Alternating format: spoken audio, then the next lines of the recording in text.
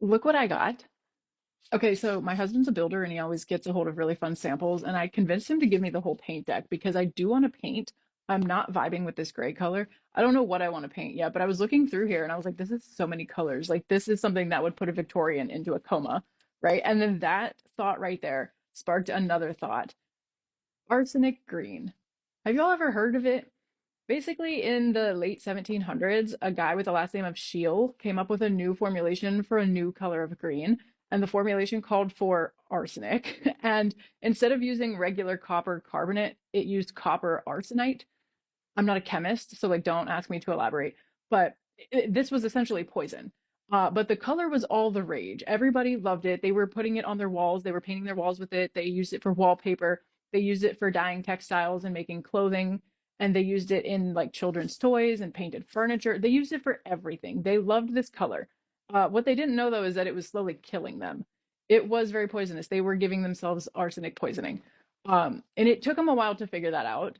But in the meantime, a bunch of like various illnesses were popping up, and the only real treatment they could think of was just go spend some time in the fresh air, go out to the countryside or out to the ocean side. That's why a lot of times you'll hear of people getting sick and going on like these weird vacations to heal themselves, because a lot of times their illnesses were caused by something in the home. So removing yourself from the home for a month or two would essentially cure you for a while.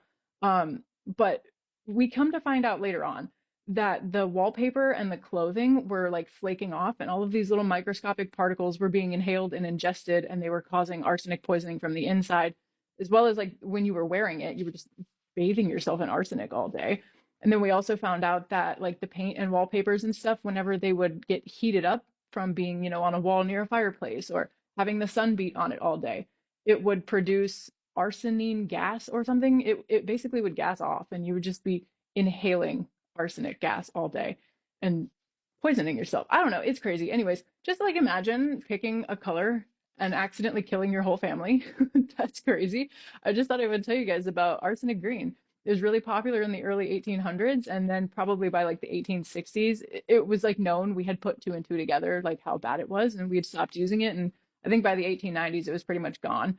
But if you ever hear somebody feeling green, it might be because they have arsenic poisoning.